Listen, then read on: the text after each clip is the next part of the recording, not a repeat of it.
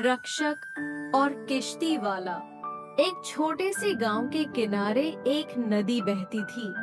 गांव में एक रक्षक सैनिक रहता था जो नदी के पार स्थित एक गांव की रक्षा करता था। उसका नाम था अर्जुन।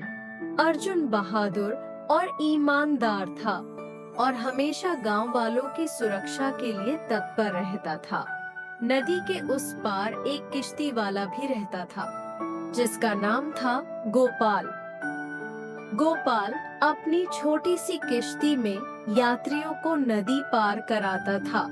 वह बहुत समझदार और दयालु था, लेकिन उसकी किश्ती छोटी और कमजोर थी, जिससे कभी-कभी भारी पानी और तूफान में उसे मुश्किलें होती थीं। एक दिन गांव में एक भारी तूफान आया। नदी में ज्वार आने से पानी का स्तर बढ़ने लगा।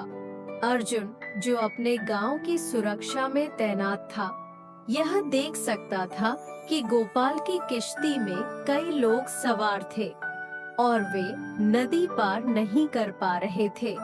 तूफान का जोर बढ़ते ही अर्जुन ने तुरंत निर्णय लिया। वह अपने रक्षात्मक सामान छोड़कर नदी की ओर दौड़ा। जैसे ही उसने नदी के किनारे पहुंचा, उसने देखा कि गोपाल किश्ती में फंसा हुआ था और उसकी किश्ती बहने के कगार पर थी। अर्जुन ने बिना सोचे समझे कड़ी मेहनत की और गोपाल की किश्ती को सहारा दिया। दोनों मिलकर किश्ती को किनारे की ओर खींचने लगे। गोपाल ने अर्जुन से कहा, तुम एक रक्षक हो, तुम्हारा काम हमें बचाना नहीं था, लेकिन तुमने हमें बचाने के लिए अपनी जान जोखिम में डाली। अर्जुन मुस्कुराया और बोला, हम सब एक दूसरे के साथी हैं। एक रक्षक का काम केवल लड़ाई तक सीमित नहीं होता, बल्कि लोगों की मदद करना भी उसकी जिम्मेदारी है। तूफान थमने के बाद गांव वाले गोपाल और अर्जुन की बहादुरी की सराहना करने लगे।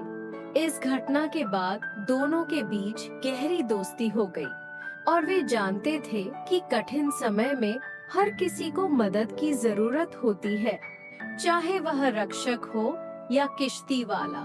सीख: इस कहानी से हमें यह सीखने को मिलता है कि सच्चे नायक वही होते हैं जो अपने कर्तव्यों का पालन करते हुए दूसरों की मदद भी करते हैं, बिना किसी भेदभाव के।